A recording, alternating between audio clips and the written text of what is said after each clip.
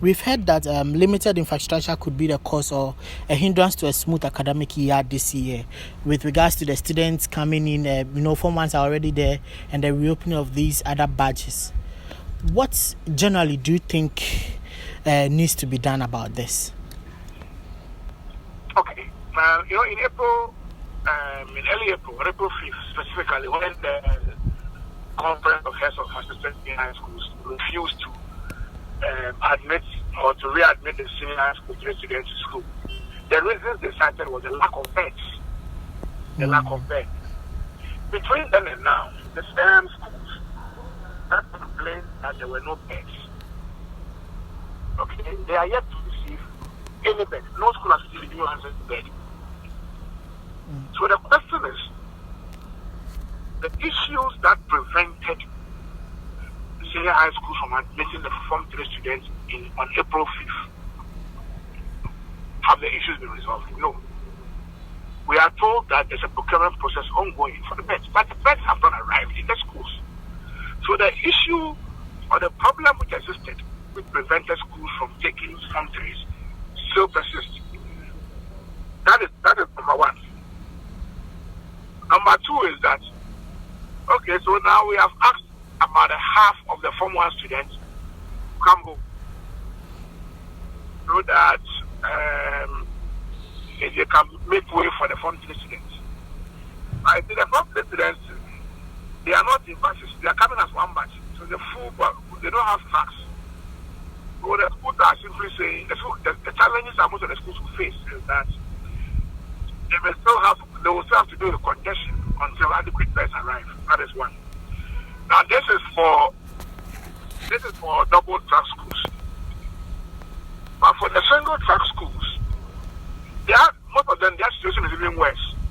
Because if you look at the calendar the GS issued, it means from today, in all single track schools, they are going to have all Form 1s, all Form 2s, and all Form 3s in school. If you have all of them in school today, without adequate beds, there definitely will be a challenge. And that is why some of them, are crying that without the beds, especially a single track school, they will struggle to accommodate the Form 3 students who are coming to school. Because for them, no Form 1 student is going home. No track 3 or Form 1 student is going. They are all in school. And so they are going to have all their batches in school until on the 1st of June, when one of the batches, I think Form 2, will go home. So that is the challenge presently confronting the senior schools. Okay. Given that schools have reopened today, like yesterday and today, from your submission, you seem to not to agree to the fact that they should have reopened. No, I agree that they should reopen because they can't be home. But I disagree that over a month ago, when we were not ready to accommodate students, and senior high schools raised the issue that the problem was not with building. It wasn't with brick and mortar buildings. It was just beds, furniture. I thought that this being an emergency could have been resolved in a month. So we are rather not happy that it's taking the GES and the Ministry of Education more than 1 month to procure beds for schools. Okay. Government released a vacation date for senior high school, but didn't state when they are to go back to school exactly. Should parents be worried over this decision?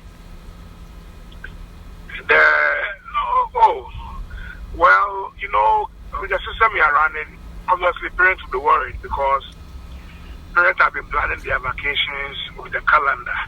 Parents want to be home when their tickets are home so that they can provide parenting. So they normally would take their leave, etc., etc. So with the ever-changing calendar, it poses a lot of challenges to parents. We all know. You don't know. Yes, your child is vacating today, but you don't know when they are returning to school. But it is a challenge. We are in a challenge that no one